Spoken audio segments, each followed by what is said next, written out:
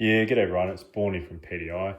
Just a video talking about the two set option lists that we've now got for tickers in our Gen 3 UPH stocks. So if you go to our website, go to Rifle Stocks, go to Gen 3, you'll now see ticker UPH Gen 3. And what that is an order page for one of these two stocks in either left or right hand. All our stocks we offer in left hand inlet as well as right hand inlet. But basically, these are our two most popular configurations. We've nicknamed the most popular, the mountain rifle spec stock, and then the other one named after Trollhammer. It's a bit of a jack of all trades, but you can also do a fair bit of hunting with it. And it absolutely hammers steel, so we just nicknamed it Jackhammer, and we chuckle about that with a bit of scotch. Anyway, there's only three differences between these. All the common features of a UPH Gen 3 are there between both.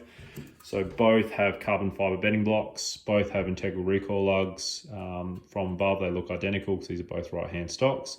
The only thing people notice is this is a wider inlet and this is a narrower one. And that's actually cut from the bottom, not from the top. So the top two processes are identical.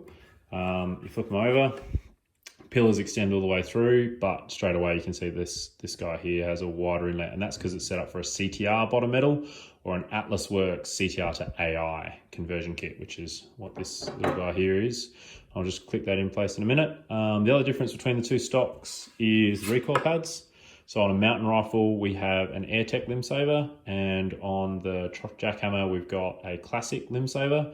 The classic is a bit more durable, a bit heavier, and yeah, the AirTech's lighter and a bit squishier. Other than that, there's no real difference between the two. Guys going backpack hunting, AirTech all the way, especially if you've got a heavy recoil Magnum. The AirTech's pretty nice and soft. It's beautiful under big Magnums, whereas the classic's a bit more rigid, a bit more durable. Recoil absorption still, probably second only to the AirTech. And it is a bit nicer off barricades and those sort of things. So for guys doing PRS, probably the classic's the way to go. The only other difference is the fore-end rail. So on Jackhammer, we've got a BT15 rail, which has, I think, 5 slots, and it's got an integral flush cut mount for the guys that want to run a sling down through the center line behind the bipod, get nice and square behind the gun for doing positional shooting, which require to use a sling. Whereas the mountain stock, less is more. So just a 2-inch BT34 rail, only 3 slots. It's as slim and as trim as possible. Basically trying to maximize your weight reductions in every area, but still give you all the versatility you need to use, Atlas or Tier 1 bipods or anything that uses a Picatinny rail clamp or an ADM style lever. Anyway, start off with the mountain stock. Accepts plastic DBM, the factory one, but you do have to remove the tab at the rear. So this little tab, snip that off with some side cutters, quickly file it off, and it goes in nicely. These inlets are actually sized specifically for the Lumley. So the factory fits.